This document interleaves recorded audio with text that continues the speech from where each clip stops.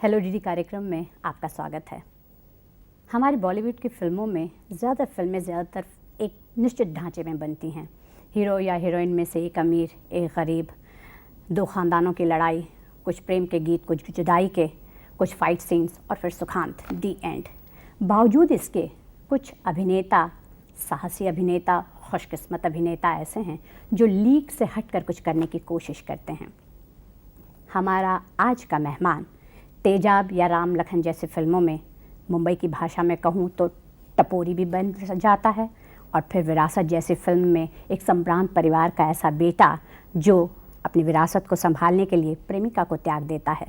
ईश्वर film में वो मानसिक रूप से पिछड़े हुए इंसान का किरदार करने में नहीं हिचकिचाता, तो वहीं वो 7 दिन में एक ऐसा मासूम, बुद्धू सा, प्यारा सा प्रेमी नज़र आता है।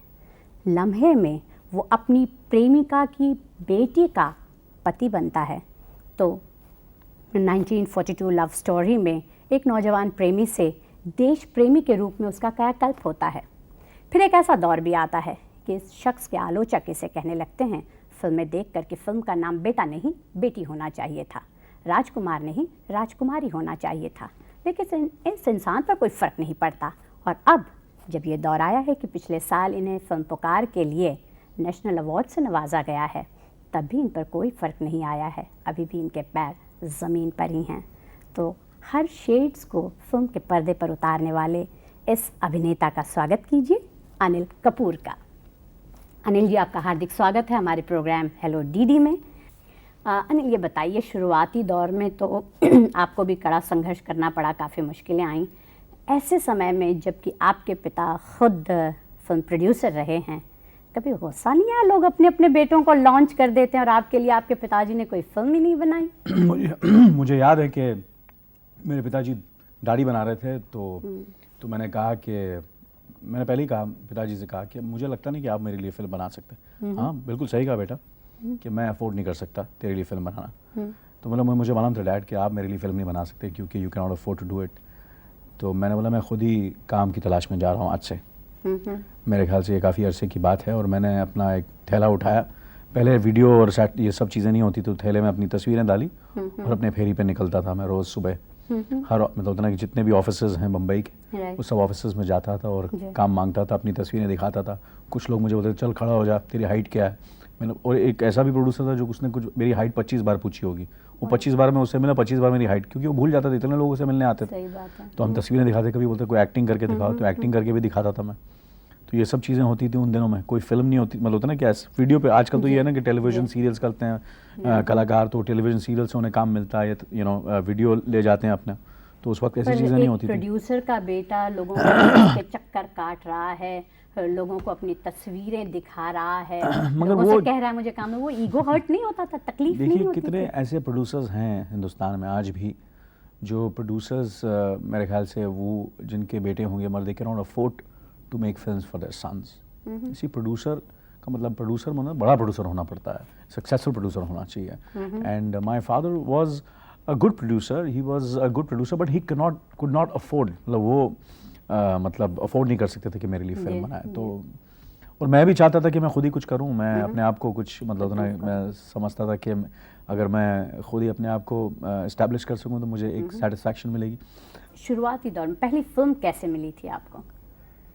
पहली फिल्म मैंने की हमारे तुम्हारे ये फिल्म मेरी पहली फिल्म थी, जिसमें मैंने मेरे ख्याल से कुछ 10-12 बच्चे थे, संजीव कुमार साहब के, हमारे बहुत महान कलाकार जिनकी मैं बहुत इज्जत करता हूँ। तो उनके कुछ 10-12 बच्चे थे, उनमें से एक बच्चा था। तो मेरे ख्याल से as good as I was a junior artist. फिर एक बार कहो मैं छोटा सा, ये दोनों फिल्में साथ में की थी। एक बार कहो जिसमें शबाना आज़मी और नवीन निश्चल जी थे, और उसमें भी कुछ 7-8-9 स्टूडेंट्स का रोल था, उसमें से एक स्टूडेंट का रोल मेरा था। और तो मैंने अपना जो करियर का शुरुआत है ऑलमोस्ट लाइक अ जूनियर आर्टिस्ट किया। मैं दर्शकों को बता दूं, आप लोगों को ये जानकर खुशी होगी, अनिल जी अभी बातचीत करते वक्त बता रहे थे कि इन्होंने शुरुआत इसी मुंबई दूरदर्शन से की थी 1978 में। हमें बताइए वो बात। 78 में मैं अपना एक्टिंग कोर्स कर रहा था तनेजा साहब के साथ। तो वहाँ से तनेजा साहब को कहा कि आप अपने 2 जो अच्छे स्टूडेंट्स हैं, मैं उन अच्छे स्टूडेंट्स में क्या था, बात है। उन्हें हम लोग ये माइम का मतलब होता है कि एक प्रोग्राम है दूरदर्शन में, तो उन्होंने कहा कि अगर 2 स्टूडेंट अच्छे स्टूडेंट्स को भेजो तो they would like them to perform. तो मैं और मज़हर मेरे बहुत अच्छे करीबी दोस्त जो आज इस दुनिया में नहीं है, तो हम दोनों आए थे और हम दोनों ने यहाँ प्रोग्राम में परफॉर्म किया था दूरदर्शन में। कॉलेज के दिनों में आप बड़े नाटक वगैरह स्टेज किया करते, तो वो यानी नाटक का शौक था या वो एक तैयारी थी, रिहर्सल चल रही थी फिल्म इंडस्ट्री में आने की? मेरे ख्याल से तैयारी चल रही थी। नाटक का शौक, एक्टिंग का शौक था, चाहे वो टेलीविज़न पे हो या स्टेज पर हो या सिनेमा, जस्ट एक्टिंग का शौक था। तो जब मौका मिला कि स्टेज पर काम करने का, तो मज़हर ने ही, ये मेरे दोस्त, मैं फिर दोबारा उनका जिक्र कर रहा हूँ, उन्होंने ये प्ले जू स्टोरी, प्ले का नाम था जानवरों की बस्ती। अच्छा। मुश्ताक मर्चेंट साहब डायरेक्ट कर रहे थे ये प्ले को, और उन्होंने कहा कि ये रोल करने के लिए, और मैंने वो रोल किया और फिर उसमें मुझे बेस्ट एक्टर का ट्रॉफ़ी मिली। और जब मैंने बोला यार मुझे कैसे बेस्ट एक्टर की ट्रॉफ़ी मिल गई, मेरा तो लीड रोल भी नहीं था, मज़हर लीड रोल कर रहे थे। अच्छा। शशि कपूर साहब थे जो हमारे चीफ गेस्ट थे, उन्होंने मुझे दिलीप कुमार ट्रॉफ़ी दी। तो उस वक्त फिर मैंने अपने आप को थोड़ा सा सीरियसली लेना शुरू किया कि अनिल, मेरे ख्याल से कुछ लगता है कुछ फ्यूचर में हो जाएगा तेरा। तो कैसा था वो कॉलेज के दिनों का वो माहौल के, यानी क्लासरूम से ज़्यादा? मेरे ख्याल से क्लासरूम में मैं आप लोगों को, मतलब जो मेरे दर्शक जो देख रहे हैं, मैं उन्हें ये गलत सलाह नहीं दूंगा, मगर because education is very very important. But उस वक्त ये था कि मेरे पिताजी की तो कुछ तबीयत उन दिनों में ठीक नहीं थी, तो मैंने अपना प्रोडक्शन की बागडोर भाई साहब के साथ संभालनी शुरू कर दी थी। तो मैं काम भी करता था और कॉलेज में भी आता था, तो ये दोनों चीज़ें करता था और प्ले भी करता था। तो हार्डली मौका मिला कि मैं क्लास में जा सकूं, मगर मैं फेल नहीं हुआ आज तक स्कूल कॉलेज। तो जेवियर्स का वो बनाए रखा था वो। हाँ, मैं पास हो जाता था कैसे भी करके, आखिरी मोमेंट पर पढ़ता था और पास हो जाता था।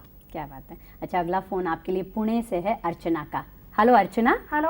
हाँ जी। Anil ji, good morning. Good morning. Good morning. Hello Anil ji, मैं आपसे 2 क्वेश्चन पूछना चाहती हूँ। आपको अपनी खुद एक्टिंग की हुई और किसी दूसरा एक्टर की कौन सी फिल्म अच्छी लगती है? और मेरा दूसरा सवाल है कि इन फ्यूचर कि आप कोई मराठी फिल्म में काम कर रहे हैं या नहीं? मुझे जो मेरी फेवरेट फिल्म अभी हाल ही में जो रिलीज़ हुई थी, पुकार, वो मुझे बहुत पसंद है। और जो मेरे ख्याल से दूसरे कलाकार की इस दौरे में जो मुझे पसंद आई वो फिल्म है लगान। ये 2 फिल्में मुझे बहुत बहुत पसंद आई। और मराठी फिल्म में मैंने एक फिल्म में काम किया है लक्ष्मीकांत बेर्डे के साथ, उसमें मैंने गेस्ट अपीयरेंस की थी। और अगर मुझे ऐसा, मैं तो आधा महाराष्ट्र नहीं हूँ क्योंकि महाराष्ट्र में पैदा हुआ, बम्बई में पैदा हुआ, तो मुझे जब भी मौका मिलेगा कोई अच्छी फिल्म में मैं ज़रूर करूँगा मराठी फिल्म। फ़ोन ले रहे हैं, बिहार कटिहार से है डोडो। हेलो। हाँ जी। उनका एक्टर बनने का, इतना बढ़िया एक्टर बनने का राज क्या है? उनका इतना बढ़िया एक्टर बनने का राज क्या है? मेरा, हाँ, मैं सुनाई दे रहा हूँ बिहार से आप बढ़िया एक्टर। बहुत बहुत शुक्रिया, आपने मेरी तारीफ़ की, क्योंकि मैं अभी भी समझता हूँ कि मुझे बहुत कुछ सीखना है। और बढ़िया एक्टर, मेरे ख्याल से जो बढ़िया एक्टर बनने के लिए एक कोशिश ये होनी चाहिए कि एक बढ़िया इंसान, तो बढ़िया इंसान ही एक बढ़िया एक्टर बन सकता है। हमेशा आपने देखा कि जितने भी बढ़िया एक्टर रहे हैं हिंदुस्तान के, चाहे वो दादा मुनी हो, चाहे वो दिलीप कुमार साहब हो, चाहे वो अमिताभ बच्चन साहब हो, वो मेरे ख्याल से ज़िंदगी में भी बहुत ही बढ़िया लोग हैं, ताकि इसलिए वो बढ़िया एक्टर बन सके। और मेरी भी हमेशा कोशिश रही है कि मैं अपनी ज़िंदगी में एक अच्छा इंसान बन सकूं, तो ही मैं एक अच्छी एक्टिंग कर सकता हूं, अच्छा किरदार कर सकता हूं। That is what I feel is the way of becoming a good actor. आज मैं खाली यहाँ पर एक ऑपरेटर की तरह बैठे रहूँगी, मुझे बोलने का मौका नहीं मिलेगा। अगला फ़ोन मुंबई से ही है, स्वीटी का। हेलो स्वीटी। हेलो। हाँ जी। हाँ, मैं अनिल कपूर की बहुत बड़ी फ्रेंड हूँ। मुझे 2 सवाल पूछने हैं कि सुनीता जी कभी स्क्रीन पे क्यों नहीं दिखाई देती? कभी मैंने उन्हें देखा ही नहीं। और दूसरा सवाल मेरा ये है कि जो बधाई में मोटे व्यक्ति का रोल किया है, क्या सही है? मैंने कहीं पढ़ा है ऐसा। हाँ, मैंने सुनीता, सबसे पहला सवाल ये है कि सुनीता जी जो हैं वो, उन्होंने ये, जब मैं उनसे, मेरी मुलाकात हुई थी जब से, और आज तक ये मैं उनकी इज़्ज़त करता हूँ कि उन्होंने आज तक कोई तस्वीर के, मतलब उन्होंने कोई फ़ोटोग्राफ नहीं खिंचवाई है, कैमरे के सामने नहीं गई हैं, टेलीविज़न के सामने नहीं गई हैं। और वो दैट इज़ हर प्रिंसिपल कि मैं अपने, जब तक मेरे बच्चे बड़े नहीं हो जाते हैं, एक सेलिब्रिटी घर में काफ़ी है। अगर 2-2 सेलिब्रिटी होंगे, दोनों लोगों को लोग पहचानेंगे रास्ते में, तो मैं मतलब इतना Normal life कि नॉर्मल नहीं लाइफ जी जैसे दादर, कभी कभी वो दादर जाती हैं फूल खरीदने या सब्ज़ी खरीदने, फिर कभी फूड लैंड्स जाती हैं, कभी कभी यहाँ जो क्रॉफर्ड मार्केट है वहाँ जाना पड़ता है उन्हें, तो हर ये छोटी छोटी जगह जाती हैं और शॉपिंग करती हैं, स्कूलों में जाती हैं, तो इट बिकम्स, अगर उन्हें भी रिकग्नाइज किया जाए, so she will not be able to give a normal childhood to my children. So to bring up the children in a normal way. So that is the reason उन्होंने ये अपना, it's made her matter of principle that she will not appear in front of the camera. And because he says one celebrity in the house is enough. एक इंसान काफ़ी, संभाले नहीं संभल रहा, हाँ, दोनों हो जाए। और दूसरा सवाल आपका ये था कि ये बधाई में मैंने बिल्कुल सही कहा कि एक मोटे इंसान का रोल किया है, और मैं इसके बारे में ज़्यादा नहीं बताऊंगा क्योंकि मैं चाहता हूं कि इसका जो लुफ्त है, इसका मज़ा है, आप फिल्म देख कर लीजिए। अगला फ़ोन जलंधर से आपके लिए हीरा लाल का। हेलो। हाँ जी, हमारी बीवी पूछ रही है आपकी खूबसूरती का क्या राज है? बीवी पूछ रही है, आप पूछ रहे हैं? हाँ जी। बीवी पूछ रही है? हाँ जी। मेरी खूबसूरती का राज मेरी खूबसूरती का राज पता नहीं, मुझे अपने मम्मी डैडी से पूछना पड़ेगा कि मेरी खूबसूरती का राज क्या है। कि मुझे ऐसा लगता है कि मैं उसका पूरा जो क्रेडिट अपने माँ बाप को दूंगा, क्योंकि जीन्स में मेरे ख्याल से मेरे जो पिताजी हैं बहुत ही खूबसूरत इंसान हैं, और मम्मी भी जो है बहुत ही खूबसूरत है, तो मेरे ख्याल से जो थोड़ी बहुत खूबसूरती है जो मिली है वो मुझे अपने माँ बाप से मिली है। नहीं, आपने ये सही कहा, ठीक है हेरिडिटरी वो चीज़ मिली, पर फिर उसे बनाए रखना। अभी मेकअप रूम में वो महिला बैठी थी, वो कह रही थी कि अभी भी आप वैसे ही दिख रहे हैं जैसे मशाल में दिखा करते थे, तो वो क्या राज है? मेरे ख्याल से क्योंकि मैं कल भी एक फंक्शन पे गया था और मैंने वहाँ कहा कि इतने मैं सालों से जो मैं काम कर रहा हूँ और आज तक जो मैं इतना फिट हूँ is because of no smoking and no drinking and leading a very discipline, एकदम ही डिसिप्लिन लाइफ। एंड मैं काफ़ी सालों तक वेजिटेरियन रहा, और मैं ये भी चाहूँगा कि लोगों से, दर्शकों से कहूँगा कि जो सिगरेट जो है smoking is totally injurious for health, और वो तो मेरे ख्याल से उसके लिए बिल्कुल नो, एब्सोल्युटली कोई भी अगर गुटखा हो, तंबाकू वगैरह, ये सब चीज़ें जो हैं वो जहर हैं सबके लिए। And I think that is one of the reasons. And sleeping on time जो है that is the most important. ये शशि कपूर जी मुझे हमेशा कहते थे। आप ये निभा पाते हैं ये चीज़? मुश्किल होता है कि जैसे कि रात को मैं काफ़ी देर सोया हूँ, अभी मैं काफ़ी देर से, काम के वक्त तो ऑब्वियसली कभी कभी काम होता है तो काफ़ी देर तक जागा रहना पड़ता है, मगर कोशिश ये होनी चाहिए कि 7-8 घंटे आदमी, 6-7-8 घंटे, ये definitely you should sleep and sleep on time and eat on time. That is the, मेरे ख्याल से the secret of if you feel that मैं अभी भी बिल्कुल जी मशाल जैसा लग रहा हूँ। बिल्कुल बिल्कुल। अगला फोन पौंडीचेरी से है धनराज। नमस्कार अनिल साहब। नमस्कार नमस्कार। हाँ, आपका तेजाब फिल्म तो बहुत अच्छे थे। Thank you. और हम एक सीन देखना चाहते हैं, कोई तो एक कट पीस ऑफ तेजाब विद मोहिनी, हो सके तो दिखा दीजिए। दिखा सकते हैं हम? तेजाब का पता तेजाब नहीं का हमारे piece है? पास नहीं, तेजाब का तो कोई क्लिप मैं आपको डायलॉग बता सकता हूँ तेजाब का, अगर आप चाहें तो। क्या बात डायलॉग है? सुना दीजिए।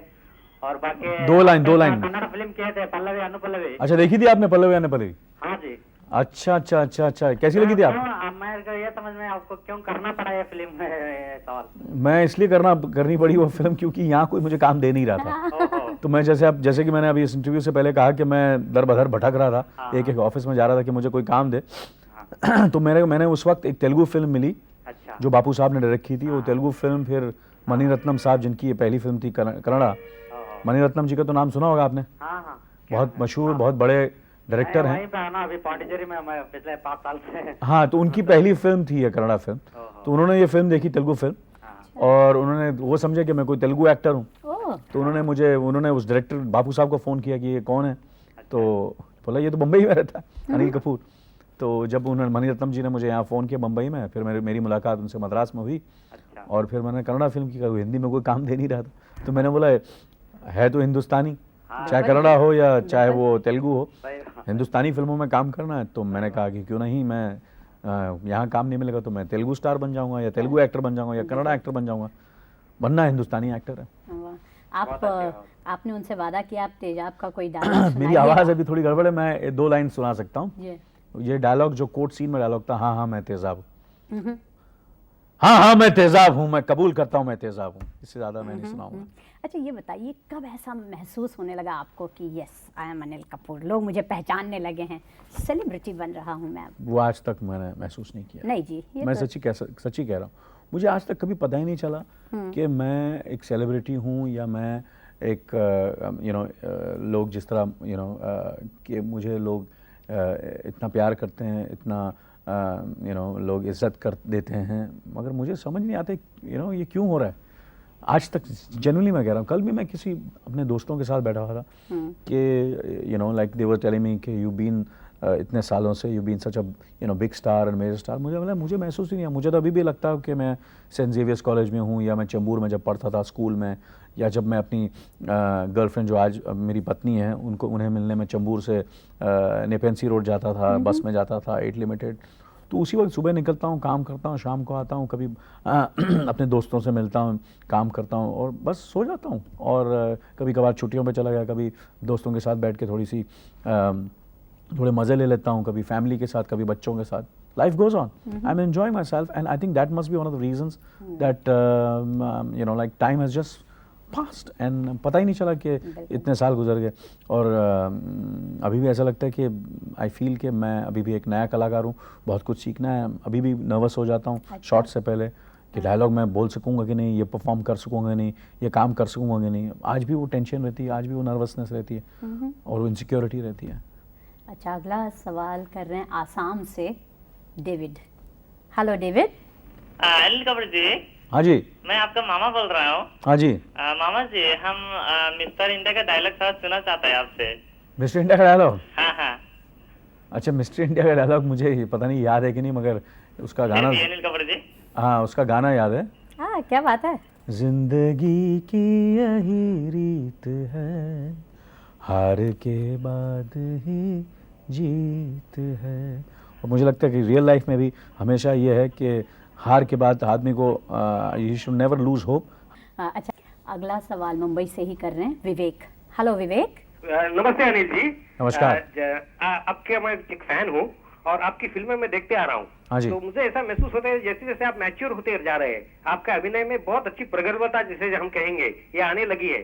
स्पेशली मैं विरासत के लिए पूछना चाहूंगा कि इस फिल्म के लिए आपने कुछ खास ये मेहनत की थी, क्योंकि ये फिल्म तो तमिल से बनी थी, लेकिन मैंने ओरिजिनल फिल्म तो देखी नहीं थी, लेकिन इस फिल्म का जो काम था वो इतना अच्छा लगा कि अनिल जी आप आगे बढ़ो। बहुत बहुत शुक्रिया। मेरे विरासत भी मेरे ख्याल से एक फेवरेट फिल्मों में आती है। और मैं इसमें डेफिनेटली, जैसे कि पहला हाफ अगर आपको याद होगा उस फिल्म का, उसमें मैंने कोशिश की, वो दाढ़ी उगाई थी मैंने और बाल लंबे किए थे और थोड़ा दुबला भी हो गया था फर्स्ट हाफ में। एंड उसमें और सेकेंड हाफ में इफ़ यू रिमेंबर थोड़ा सा मैंने अपना वेट पुट ऑन किया था। These are the external things. और वो मुस्टैश एक बनाई थी। तो मैं चाहता था कि, और बाल काटे थे और कपड़े जो मैंने पहने थे उसमें अमरीश जी के कपड़े पहने थे, सारे कुर्ते पजामे सारे अमरीश जी के पहने थे। रिमेंबर वो एग्जैक्टली जैसे ही आप आते हैं स्क्रीन में उस गेटअप पे, हाँ। सारे थिएटर में कुछ ये तो एक्सटर्नल चीज़ें हैं जो मैंने इस फिल्म के लिए की थी, और इंटरनली भी काफ़ी उसमें स्टडी की थी और काफ़ी कोशिश की थी कि इसमें जितना ऑथेंटिक हो सके। और इसमें डेफिनेटली ये तो मेरा, जब आदमी एक अच्छे डायरेक्टर के साथ काम करता है, एक अच्छी स्क्रिप्ट होती है, तो काम वैसे ही आसान हो जाता है। जितने कलाकार थे मेरे इर्द गिर्द वो भी बहुत ही अच्छे थे और उससे बहुत फ़र्क पड़ा। It's one of my favourite films and I feel विरासत, जब ये फिल्म कमला हसन ने की थी ये फिल्म तमिल में, जब उसने फिल्म देखी विरासत, तो उसने कहा कि पहली बार मुझे ऐसा लग रहा है कि जो मेरी, समझो कि फिल्म जो होती है अपनी बेटी की तरह होती है। तो उसने कहा कि फिल्म देख करके ऐसा लग रहा है कि बेटी जो है वो सही घर में गई है। अच्छा, ये बताइए, शुरुआत के दिनों में आपने मशाल फिल्म की थी और दिलीप कुमार साहब के सामने खड़ा होना, कैसा था वो अनुभव? आपको अगर याद हो या नहीं, मगर मैं दिलीप कुमार के साथ, यूसुफ साहब उनके साथ मैंने मशाल से पहले शक्ति में उनके साथ में खड़ा हो गया था। तो जो नर्वसनेस थी, जो इनसिक्योरिटी थी, जो वो सब मेरे ख्याल से शक्ति में हो चुकी थी। तो जब मैं मशाल पहुंचा तो मैं कॉन्फिडेंट पहुंचा। तो फिर ये बताइए, शक्ति में कैसा लगा था पहली बार उनके सामने आमने सामने खड़े होने? मत पूछिए, आपको बिलीव करेंगे कि ये फिल्म में रमेश सिप्पी साहब डायरेक्ट कर रहे थे। रमेश सिप्पी साहब शोले मैं एक नया कलाकार, मैंने आज तक मतलब मेरी पहली फिल्म, अब तक मैं हीरो नहीं बना था, छोटे छोटे रोल्स कर रहा था। अच्छा। तो रमेश सिप्पी जो है कैमरा के पीछे, स्मिता पाटिल जी थी, दिलीप कुमार साहब थे और अमिताभ बच्चन साहब वहाँ शूटिंग नहीं कर रहे थे। उनका शूटिंग मेरे ख्याल से मेरे सीन के बाद उनकी शूटिंग थी। वो सामने आके कैमरा के खड़े हो गए, कैमरे के पीछे आके खड़े हो गए। तो दिलीप कुमार के साथ मैं शॉट दे रहा हूँ अमित जी कैमरे के पीछे खड़े हैं और स्मिता पाटिल जी और रमेश सिप्पी। शोले, दिलीप कुमार साहब मुगले आजम, अमिताभ बच्चन साहब, दीवार, जंजीर वगैरह वगैरह, इतने बड़े कलाकार और एक नया कलाकार, सारे पिलर्स, सब पिलर्स खड़े हुए और एक नया कलाकार उसको डायलॉग बोलना और दिलीप कुमार के सामने डायलॉग बोला, तो उसका क्या हाल हुआ होगा, इमेजिन कर लो। तो मतलब आप मैं आपको मैं एक्सप्लेन नहीं कर सकता, एक्सप्रेस नहीं कर सकता कि क्या बुरा हाल था मेरा। फिर भी मैंने डायलॉग बोल दिए उस फिल्म में। शायद वो कहना चाहिए वो आग में तप कर सोना निखर गया, पहली ही कड़ी परीक्षा हो गई। तो मशाल में तो ये इस सिचुएशन के बाद मेरे मतलब सबसे बड़े जो लोग हैं इस फिल्म इंडस्ट्री के, वो तो मेरे सामने, उनके सामने मैंने काम कर लिया। तो वो पूरी नर्वस, पूरी झिझक थी, वो मेरे ख्याल से 3 घंटे में मेरी निकल गई। और उसके बाद मैंने कभी ये नहीं सोचा कि कौन मेरे सामने खड़ा है, मैंने हमेशा सोचा कि ये कैरेक्टर मेरे सामने, जिस कैरेक्टर किरदार जो मैंने किरदार किया वो किरदार में मैं कैमरे के सामने खड़ा रहता था, और जो मेरे सामने है वो used to be my character, never Dilip Kumar और नेवर एनीबॉडी एल्स। तो नर्वसनेस बिल्कुल खत्म हो गई थी। क्या बात है, वेरी गुड। अगला फोन राजस्थान से है आपके लिए, हरिओम शर्मा। Hello hello Hariom ji. अनिल साहब नमस्ते। नमस्ते अनिल साहब नमस्ते। नमस्कार जी नमस्ते नमस्ते। मैं आपसे एक प्रश्न पूछना चाहता हूँ। हाँ जी। कि आप तेजाब जैसी कोई और फिल्म देना चाहते हैं क्या? नहीं, मैं ज़िंदगी में कोई फिल्म को रिपीट नहीं करना चाहता। तेज़ाब जैसी फिल्म अगर एक बार जो तेज़ाब हो गई वो हो गई। हमेशा मैंने कोशिश की है कि मैं अलग किस्म के रोल करूं, अलग किस्म की फ़िल्म करूं। तेज़ाब एक बार जो मैं फ़िल्म कर देता हूं, मैं उसको, वो किरदार को मैं हमेशा मैं चाहता हूं कि मैं भूल जाऊं, उसे दोबारा रिपीट नहीं करूं। And that's what I have done. चाहे वो तेज़ाब हो, राम लखन हो, ईश्वर हो, लम्हे हो, 1942 लव स्टोरी हो, बेटा हो, ताल हो, पीवी नंबर 1, हम आपके दिल में रहते हैं, हमारा दिल आपके पास है, जितनी भी मैंने फिल्में की हैं, आप अगर आप देखेंगे कोई फिल्म किसी से मिलती जुलती नहीं है। इतनी सारी आपकी खूबसूरत फिल्मों के नाम गिनाए, इनमें सुभाष घई जो सबसे बड़े यानी शोमैन माने गए हैं, उनकी काफ़ी फिल्में आपने की हैं, उनके साथ कैसा अनुभव रहा, कैसे वो ट्यूनिंग कैसी है? मैंने उनके साथ पांच फिल्में की हैं। शुरुआत मेरी हुई मेरी जंग से। मेरी जंग के बाद मैंने उनके साथ कर्मा की, कर्मा के बाद फिर राम लखन, राम लखन के बाद मैंने फिर मेरे ख्याल से त्रिमूर्ति में रोल किया, त्रिमूर्ति के बाद फिर ताल की, और अब बधाई बधाई के वो अपना मेरे ख्याल से प्रेजेंटर हैं। जी, तो यू कैन से कि it has been association of 20 years. 6 फिल्मों का एसोसिएशन रहा है, अभी पहले कलाकार का और अभी प्रोड्यूसर का, as a producer, and he is like a financer. तो बधाई बधाई कि वो फाइनेंसर हैं और मैं प्रोड्यूसर हूँ फिल्म का। तो हमारी एसोसिएशन जो रही है वो एक भाइयों जैसी रही है। वो मेरे बड़े भाई हैं और मैं उनकी बहुत इज्जत करता हूँ और उनका बहुत ही कंट्रीब्यूशन है मेरे करियर में। अगला फ़ोन लें हम, नासिक से है तृप्ति का phone. Hello Tripti. Hello hello. हाँ जी। हाँ, अनिल कपूर। हाँ जी सुन हाँ, रहे। मैं तृप्ति दामट नासिक से बोल रही हूँ। मैं आपकी बहुत बड़ी फैन हूँ। मुझे ये पूछना था कि आपकी फेवरेट एक्ट्रेस कौन है? मेरी फेवरेट एक्ट्रेस तो बहुत सी हैं। जब मैंने अपना करियर शुरू किया था तो पद्मिनी कोल्हापुरी, और फिर उसके बाद फिर अमृता सिंह, माधुरी दीक्षित, श्रीदेवी, फिर मैंने अभी मैं काम कर रहा हूँ शिल्पा शेट्टी, कीर्ति रेड्डी, बधाई बधाई में उनके साथ काम कर रहा हूँ, ऐश्वर्या जी, ऐश्वर्या राय के साथ काम किया, वो भी मुझे बहुत पसंद है। तो ये सब मेरी फेवरेट रही हैं। अच्छा ये बताइए, हम सुभाष घई की बात कर रहे थे, तो वो जो ट्यूनिंग है वो इस ट्यून पे दिखाया, राम लखन का अगर हमें कोई गीत दिखाना चाहिए। अरे ज़रूर ज़रूर ज़रूर, मैं भी देखना चाहूँगा। अच्छा। Ram Lakhan also is one of my most favourite films. आज तक लोग जो है लखन का कैरेक्टर, जहाँ भी मैं जाता हूँ, मैं या तो मुझे मिस्टर इंडिया पुकार के पुकारते हैं, या फिर बोलते हैं मुन्ना तेजाब का, कभी कभी बोलते हैं ए लखन। तो 1 2 का 4 ये जैसे किरदार हैं जो मेरे ख्याल से आज तक लोग नहीं भूले हैं। बिल्कुल बिल्कुल। आशय आपसे कुछ पूछना चाह रहे हैं पुणे से। ये पूना से बहुत फ़ोन आ रहे हैं। Hello hello. हाँ जी। हाँ, मैं आशय बोल रहा हूँ पुणे से। अनिल जी नमस्ते। नमस्कार। हाँ, कैसे हैं आप? बहुत अच्छे। हाँ, मुझे आपका नायक का काम बहुत अच्छा लगा। अच्छा। और मैंने आपका वो फोटो देखा था टाइम्स ऑफ इंडिया में, वो डिजिटली एनहांस्ड इमेज ऑफ बधाई हो बधाई। हाँ जी। तो आप वैसे ही दिखने वाले क्या उस फिल्म में? हाँ जी, वैसे ही वो कुछ मेरे ख्याल से पूरी फिल्म में ऐसा नहीं लग रहा हूँ। सबसे पहले तो शुक्रिया, आपने मेरा काम पसंद किया नायक में। पूरी फिल्म वो डिजिटली किया नहीं है, वो एक्चुअली मैंने उसे ऐसा एक्चुअली मैं मोटा हुआ हूँ और एक्चुअली उसमें थोड़ा बहुत मोटा और मोटापा करके मैंने किया वो रोल। तो पूरी फिल्म में ऐसा नहीं है। वो कुल मिला के 40 मिनट फिल्म के दौर 40 minutes of the film I am like that. मेरे ख्याल से ये अपने आप में एक हिस्ट्री है जो आप ये किरदार निभाने वाले हैं बधाई और बधाई में, और अपने आप में बहुत बड़ा साहस का काम। एक यहाँ तो एक टिपिकल इमेज होती है हीरो की, एक खूबसूरत नौजवान, और वो इतना मोटा सा बन जाए, ये साहस कैसे कर लिया आपने, कैसे सूझी ये बात?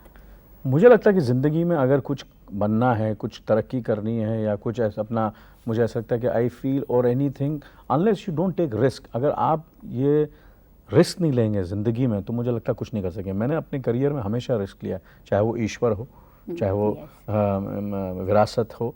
विरासत में भी जब मैंने मूछी उगा के मैं घूम रहा था यहाँ वहाँ, तो लोग बोले ये पागल हो गया, यू नो, ये इतनी मोटी मूछी लगी, हीरो कौन सी मूछी है, नकली मूछी लगा और अपना काम कर, ये क्या कर रहा था।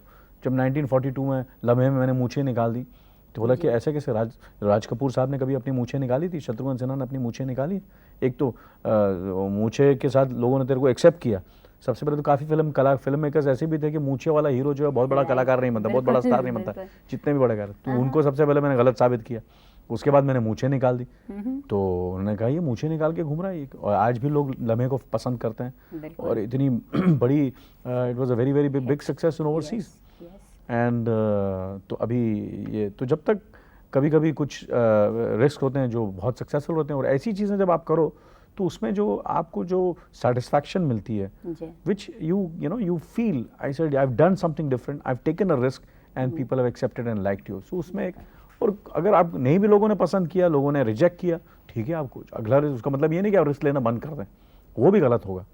You have to keep on doing it, and some people like, some risk people like. कुछ लोगों, कुछ चीज़ें होती हैं, कुछ फिल्में होती हैं, लोग बहुत पसंद करते हैं, कुछ फिल्में नहीं पसंद करते हैं, तो आप अगली फिल्म में काम करो, अगली फिल्म में कुछ और नया करने की कोशिश करो।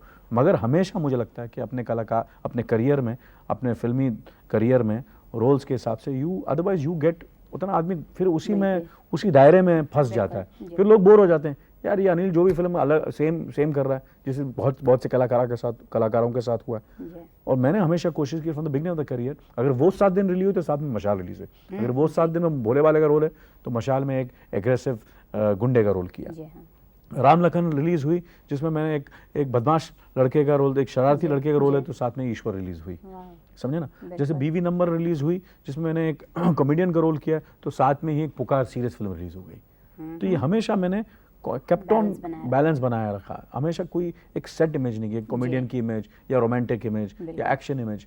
व्हाट वाज इम्पोर्टेंट, हमेशा मैंने ये कोशिश की कि मैं अच्छी फिल्मों में काम करूं, साफ सुथरी फिल्मों में काम करूं, पारिवारिक फिल्मों में काम करूं, और बच्चों से लेकर, हाँ, हम स्वीकार करते हैं, हाँ, ताकि बच्चों से लेकर, चाहे मिस्टर इंडिया हो, चाहे वो 7 दिन हो, चाहे बेटा हो, ताकि बच्चों से लेकर बड़ों तक ये फिल्म देख सके और एंजॉय कर सके। और मुझे लगता है अनिल, आपके बहुत सारे प्रेमी पुणे में बसे हुए हैं। एक और पुणे से और कॉल वहीं पुणे में, पुणे जाके बस जाता हूँ मैं। अविनाश ने नहीं, फिर हम मुंबई वासी नाराज हो जाएंगे आपसे, ऐसा मत कीजिएगा, फोन पर बातचीत कर लीजिए। ओके।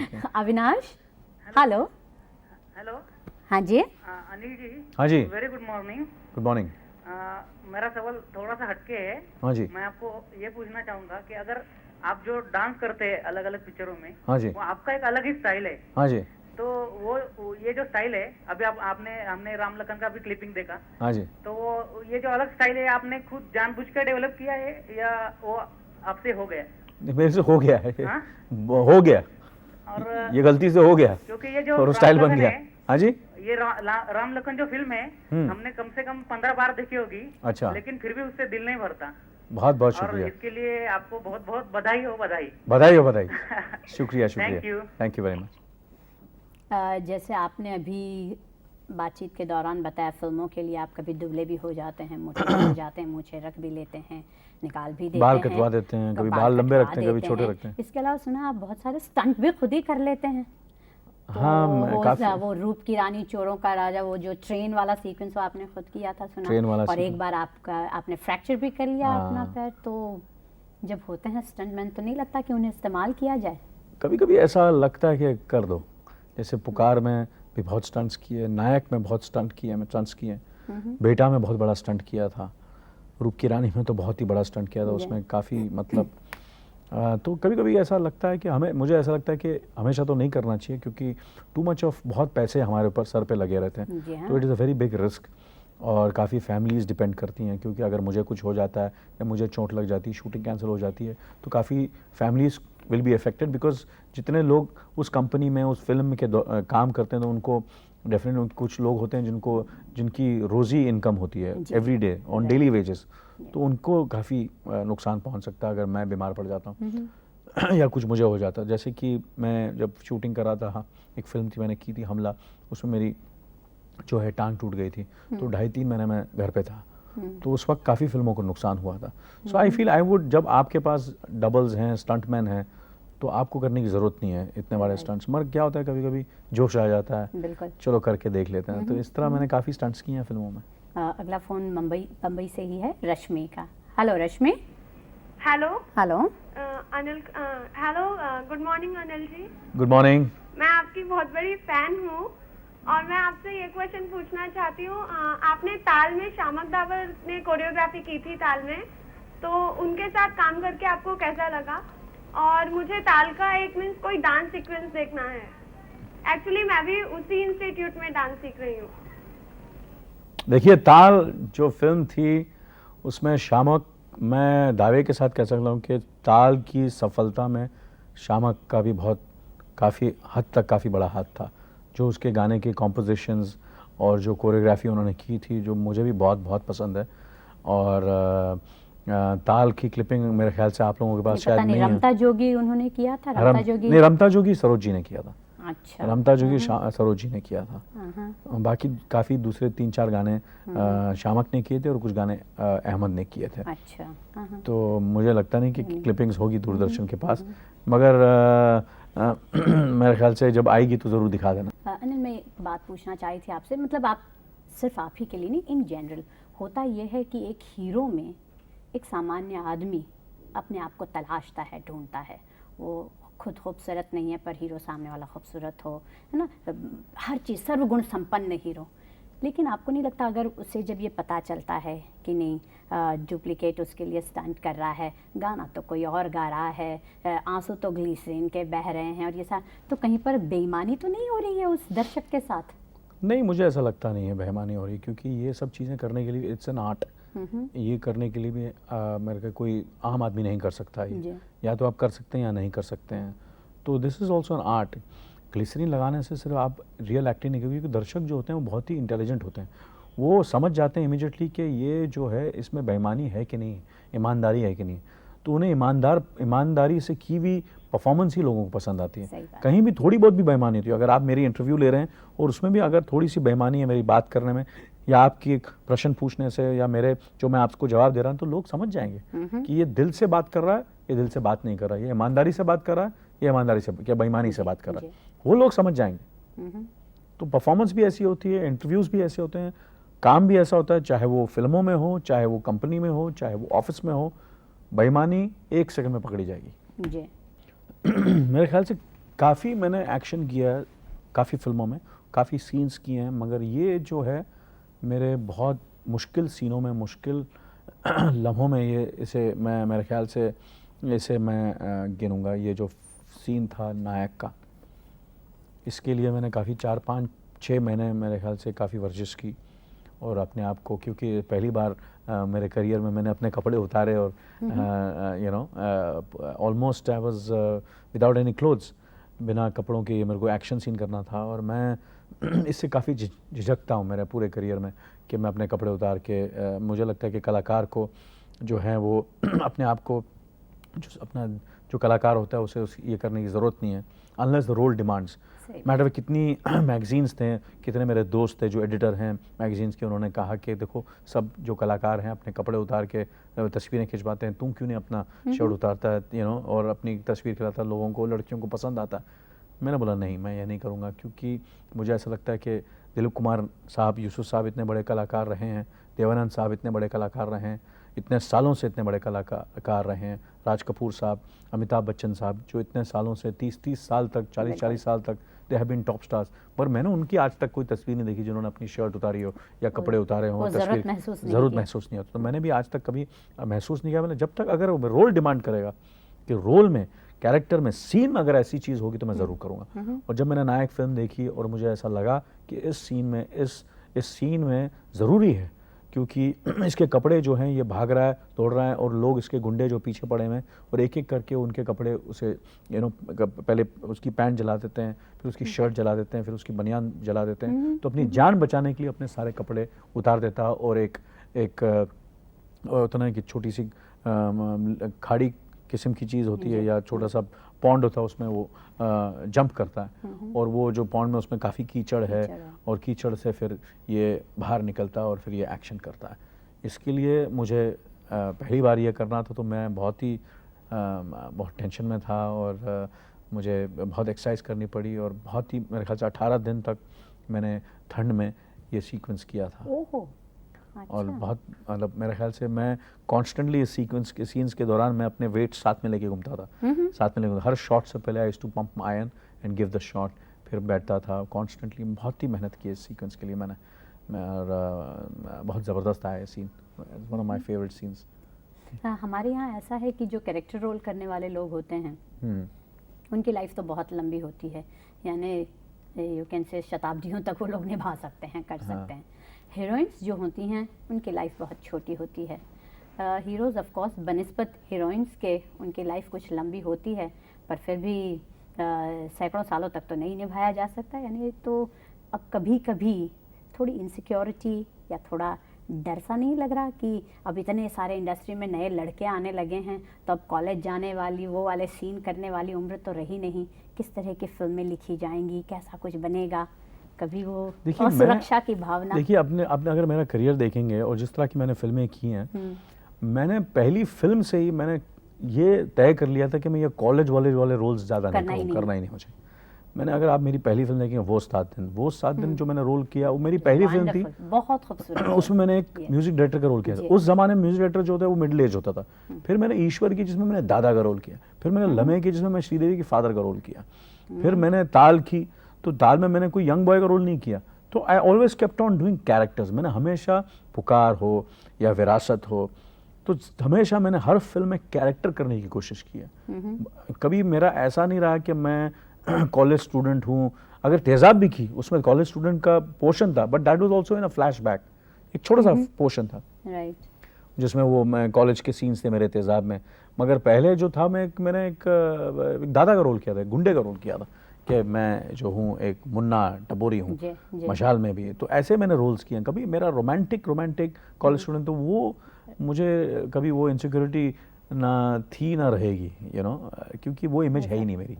वो बेचारे दूसरे जो कलाकार हैं, कभी कभी मुझे उनके लिए बुरा लगता है कि वो पहले तो मज़ा ले लेते हैं कॉलेज स्टूडेंट्स का, लड़कियां मरती हैं उन पे, कि ये रोल्स कर रहे हैं, रोमांटिक रोल कर रहे हैं। तो मैंने पहले से अपना करियर मैंने तय कर लिया था कि मैं रोल्स जो करूँगा, मैं हमेशा ऐसे हीरो के रोल्स करूँगा वो are very very strong characters, mature characters, tough characters, strong characters. And मेरे कितने फिल्में हैं जिसमें मैंने गाने भी नहीं गाए, ऐसे भी किए हैं कैरेक्टर्स मैंने। एंड जैसे कि बीवी नंबर 1 आपने देखी होगी, उसमें टोटल एक कॉमेडियन का रोल किया था मैंने। एंड तो ऐसे मैंने किया। तो वैसी कोई फीलिंग नहीं है, वैसा कोई डर नहीं है। बिल्कुल नहीं, एब्सोल्युटली। एंड डेफिनेटली, एंड मैंने हमेशा ये चाहा है कि कलाकार को, और मैंने इस चीज़ के लिए हमेशा दिलीप कुमार साहब को फॉलो किया है, दादा मुनि जी जो हैं वो उनको फॉलो किया, जिस तरह वो रोल करते थे, very strong roles. And foreign में जिस तरह के बड़े बड़े कलाकार हैं, जैसे मेल गिब्सन हैं, टॉम हैंक्स हैं, they do roles which are very very strong characters. अगर उन्होंने रोमांटिक रोल किया है तो 1-2 ही करते हैं अपने करियर में, ये नहीं कि सारी जिंदगी वही करते रहे। वो हिंदुस्तान में ही होता है। बिल्कुल। और मैंने कोशिश की कि मैं ऐसा कभी नहीं करूं, मैं ऐसे लोगों को फॉलो करूं जो जैसे कि यूसुफ साहब कभी मुगले आजम की, तो कभी आज़ाद कॉमेडी की, एकदम completely contrast, do these kind of films so that people don't have a set image नहीं रहे, और ये रोमांटिक वगैरह। तो वो जब मेरी फिल्म देखने जाते हैं, दर्शक फिल्म देखने जाते हैं, तो ये सोच के नहीं जाते हैं, ये सोच के जाते हैं कि अच्छी फिल्म देखें, एक अच्छा स्ट्रॉन्ग कैरेक्टर देखें। अच्छा, ये बताइए कि आप लोगों के बारे में, तीनों भाइयों के बारे में, यानी लोगों को बड़ा एक इस कपूर फैमिली को लेकर कि ये बहुत अच्छा बॉन्ड, यानी पारिवारिक रिश्ते, बड़े मधुर रिश्ते कहना चाहिए, बहुत प्यार है। ये पति और पिता अनिल कपूर कैसा है? पति तो मैं ये कहूँगा कि वो तो आप मेरी पत्नी से पूछिए कि मैं कैसा पति हूँ। मुझे ऐसा लगता है कि मैं इससे भी मतलब मैंने अपने तरफ से पूरी कोशिश की है कि मैं एक पति होने के जो मैंने ड्यूटीज़ हैं अच्छी तरह निभा सकूँ, मगर मुझे ऐसा लगता है कि I could have done better, और मैं कोशिश करूँगा कि इससे मैं और बेटर पति बन सकूँ। और एज अ फादर डेफिनेटली, जब मैं शिवाजी गणेशन जी के साथ एक दिन बैठा था और उन्होंने कहा कि ये हम लोग की करियर का एक this is one of our drawbacks of our careers being a husband and a father. हम अपनी तरफ से पूरी कोशिश करें, कितनी भी कोशिश करें, मगर वो वक्त हम अपने बच्चों को और पत्नी को नहीं दे सकते। मगर मैं शिवाजी गणेशन को गलत साबित करना चाहता हूँ। मैं उनकी बहुत इज्जत करता हूँ। मैं चाहता हूँ कि मैं चाहूँगा कि मैं एक अच्छा कलाकार भी बनूँ, एक बड़ा कलाकार भी रहूँ हमेशा, और कोशिश करूँगा कि मैं एक अच्छा पति और एक अच्छा पिता भी बन के बताऊँ। और वही मेरी कोशिश रही है कि मैं उतना जितना वक्त मैं अपने काम में देता हूँ, मैं कोशिश करूँगा और कोशिश कर रहा हूँ, और कोशिश मैंने की है कि उतना वक्त मैं अपने बच्चों और पत्नी को भी दे सकूँ। हम बहुत बहुत आभारी हैं अनिल आपके, और हम उम्मीद करते हैं, जैसे आपने कहा कैमरे के आगे कोई झूठ नहीं बोल सकता, तो ये जो ईमानदारी है, ये जो निश्चलता है, यूं ही बनी रहेगी, और आपका परिवार ही नहीं, ये पूरा हिंदुस्तान, सारे दर्शक आपको प्यार देते रहेंगे, प्यार पाते रहेंगे। आपको शुभकामनाएं आने वाली फिल्मों के लिए। बहुत बहुत धन्यवाद। बहुत बहुत शुक्रिया।